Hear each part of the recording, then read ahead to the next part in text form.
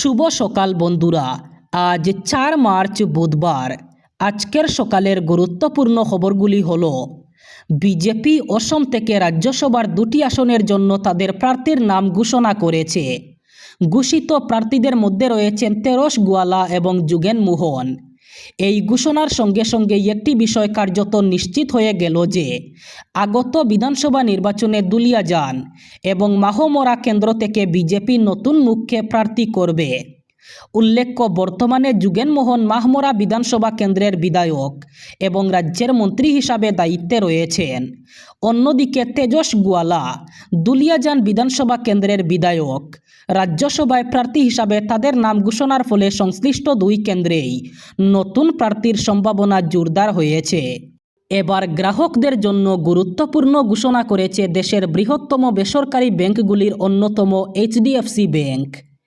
আগামী 1 এপ্রিল থেকে ইউপিআই ব্যবহার করে এটিএম থেকে নগদ তোলার ক্ষেত্রে আর আলাদা করে সম্পূর্ণ বিনামূল্যে সুবিধা মিলবে না।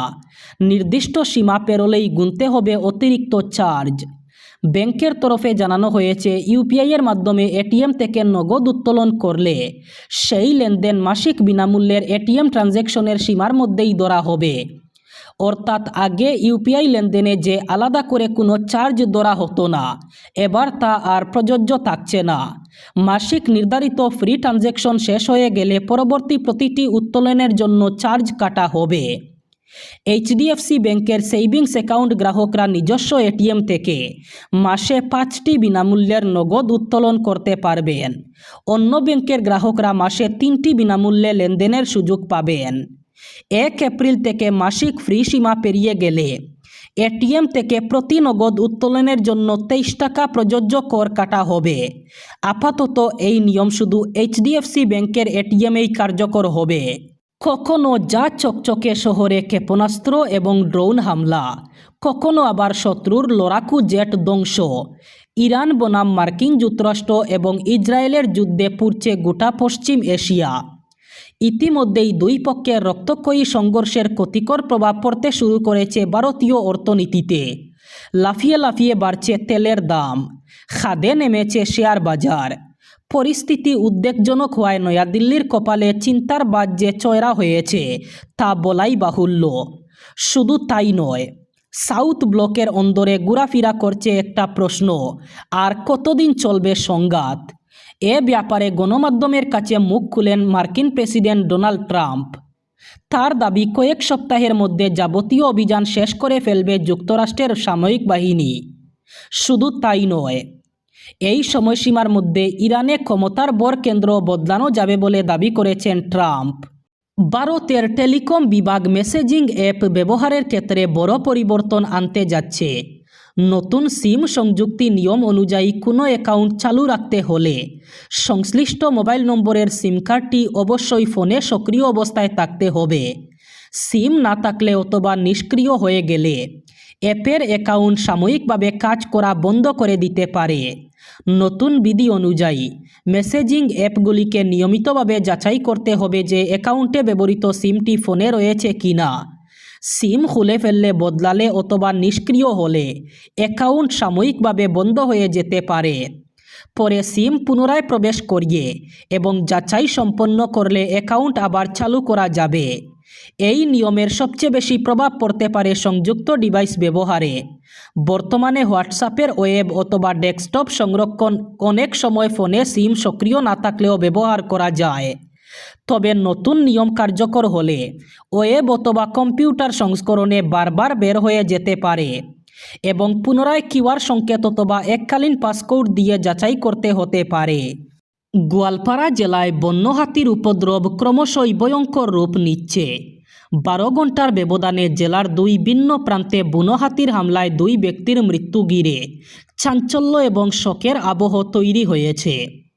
রবিবার রাতে দুধনইয়ের ডাবলি এলাকার পালাদ্বীপ চাংমার মৃত্যুর রেশ কাটতে না কাটতেই রংজুলি বন সংমণ্ডলের অন্তর্গত এলাকায় আবার ঘটল একই ধরনের ঘটনা। জানা গেছে, শেষ ঘটনাটি ঘটেছে রংজুলি বন সংমণ্ডলের দনুবঙ্গা জলাপাড়ায়। মৃত ব্যক্তির নাম অরূপ কুমার দাস। গভীর রাতে তিনি নিজের খালবাড়ি থেকে মোটরসাইকেলে করে বাড়ি ফিরছিলেন। পথেই আচমকা একটি বন্য হাতির সামনে পড়ে যান তিনি। স্থানীয়দের দাবি একটি শাবকসহ থাকা মাখনা হাতিটি হঠাৎ করেই অরূপ দাসের উপর ঝাঁপিয়ে পড়ে। প্রাণ বাঁচাতে তিনি মোটরসাইকেল ছেড়ে দৌড়ে পালানোর চেষ্টা করলেও শেষ রক্ষা হয়নি। হাতিটির আক্রমণে ঘটনাস্থলেই মৃত্যু হয় তার। আগামী 14 মার্চ শিলচর সফরে আসছেন দেশের প্রধানমন্ত্রী নরেন্দ্র মোদী। তার আগমনকে কেন্দ্র করে জোরকদমে প্রস্তুতি শুরু করেছে কাছাড় জেলা প্রশাসন।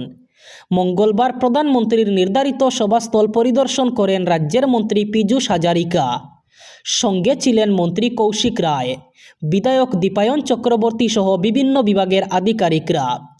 শিলচরের রামনগর বাইপাস এলাকায় সভামঞ্চ, নিরাপত্তা ব্যবস্থা, যানবাহন নিয়ন্ত্রণ এবং অন্যান্য অবকাঠামোগত প্রস্তুতি খতিয়ে দেখেন মন্ত্রী পীযূষ হাজারিকা। এরপর কাছাড়ের জেলায়ুক্ত কার্যালয়ে মন্ত্রী পীযূষ হাজারিকার উপস্থিতিতে এক উচ্চ পর্যায়ের বৈঠক অনুষ্ঠিত হয়। বৈঠকে জেলায়ুক্ত, সিনিয়র পুলিশ সুপার সহ বিভিন্ন দপ্তরের শীর্ষ আধিকারিকরা উপস্থিত ছিলেন। আমেরিকা এবং ইরানের মধ্যে যুদ্ধ পরিস্থিতির আঁচ এবার ছড়িয়ে পড়ছে গোটা পশ্চিম এশিয়ায়। পশ্চিম এশিয়ার অন্তত 10টি দেশে উত্তেজনা ছড়িয়ে পড়েছে। উড়ে আসছে ক্ষেপণাস্ত্র, ড্রোন। মঙ্গলবারও সৌদি আরবে, ইরাক, লেবাননে হামলা হয়েছে। ড্রোন আক্রমণ হচ্ছে মার্কিন দূতাবাসে। আমেরিকা এবং ইসরায়েল যৌথভাবে হামলা চালায় ইরানে। হামলায় নিহত হন ইরানের সর্বোচ্চ ধর্মীয় নেতা আয়াতুল্লাহ আলী খামেনেই। হামলার প্রাথমিক ধাক্কা কাটিয়ে উঠেই প্রত্যাঘাত শুরু করে ইরান। শুধু ইসরায়েল নয়, পশ্চিম এশিয়ায় যে দেশগুলিতে মার্কিন ঘাঁটি রয়েছে প্রায় সব দেশেই হামলা করেছে তেহরান।